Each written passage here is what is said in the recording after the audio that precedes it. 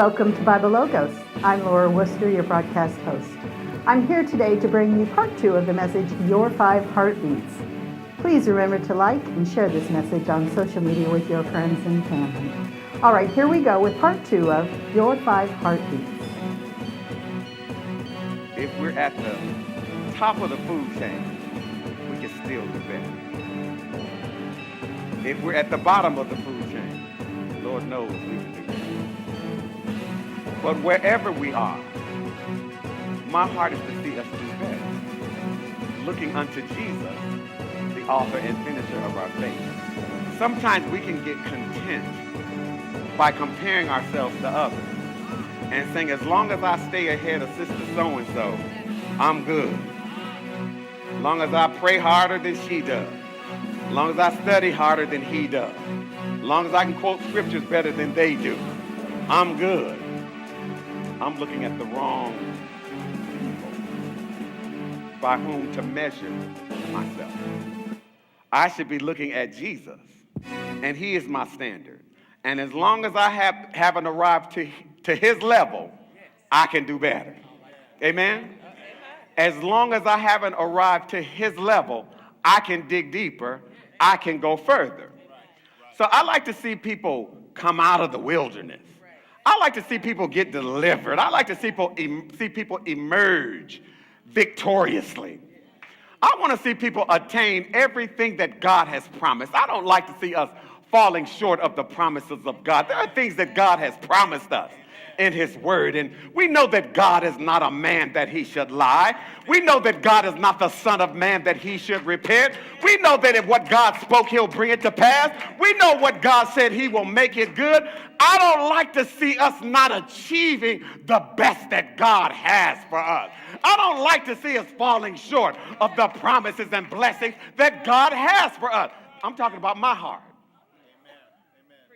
When I think about Regina got on my nerves talking about the veterans. And we need to have a ministry to veterans. And every time she saw me, she was talking about veterans. I almost had to run from her from time to time because all she could talk about was the veterans. So she got her vision. We had to put a veterans ministry together in order to get her to be quiet.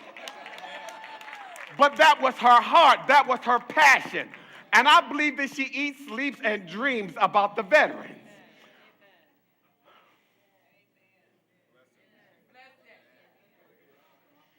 And there are some even in this house today who are sitting in our midst today who have been blessed and who are benefiting from her passion and from her heart.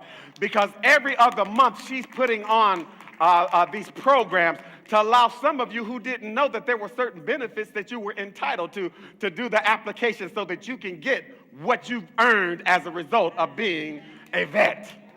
That's her passion. She fought for that thing. It was her heart. When I think about Laura, God knows her heart is for the homeless. This woman of God, her heart, her passion is for the homeless. She came over my house one day, and I had some extra food.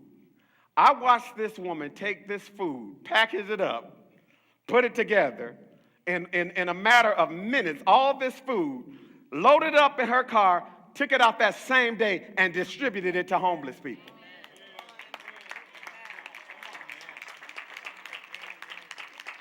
That's her heart. She can't stand to see people going without needs being met. What is your heart? What is your passion? What is it that you can't stand to see as it is? What is it that you feel an obligation to get involved with in order to make a change? Whatever that happens to be, that's your heart. How are you using that to the glory of God? Is there more that you can do? Is there something that you can do in order to use whatever that is that pricks and pulls at your heart to the glory of God? You say, well, I'm already doing it. Is there more that you can do? Is there a better way? Can you dig deeper in it? Can you go further in it? Can you get more people involved in it? What is your heart?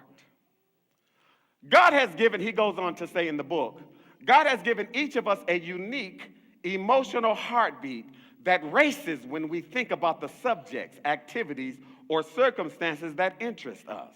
We instinctively care about some things and not about others. There are some things that I care about and you couldn't give 2 cents about it, right? There are some things that you care about and I ain't, I try to hold the smile on my face, but I'm really not interested in that. All of us have those things that are close to our hearts. What are yours? We instinctively, he says, care about some things and not about others. These reveal the nature of your heart and are clues to where you should be serving.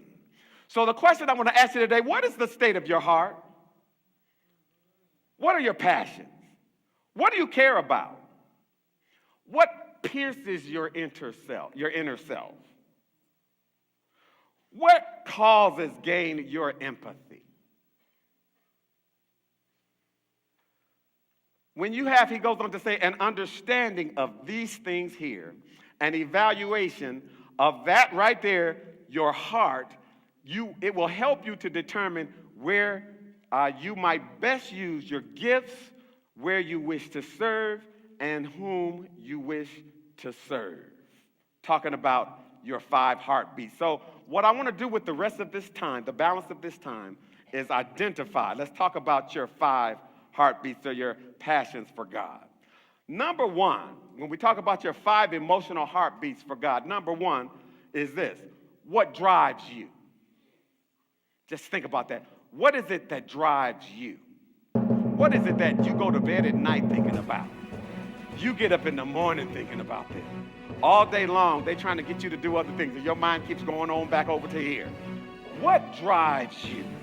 I am driven, as I indicated, by the need to see others succeed. There's a need within me, not only for me to succeed, but to see others, particularly the people of God, succeed. I want to see the manifestation of God's promises come to pass in your life. I want to see you healed. I want to see you delivered. I want to see you set free.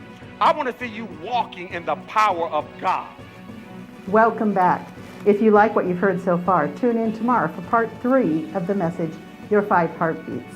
Please remember to like and share this message with your friends and family. I'm Laura Worcester, and I want you to remember that the sower sows the word, and therefore it is with the same measure you meet that it shall be measured unto you again.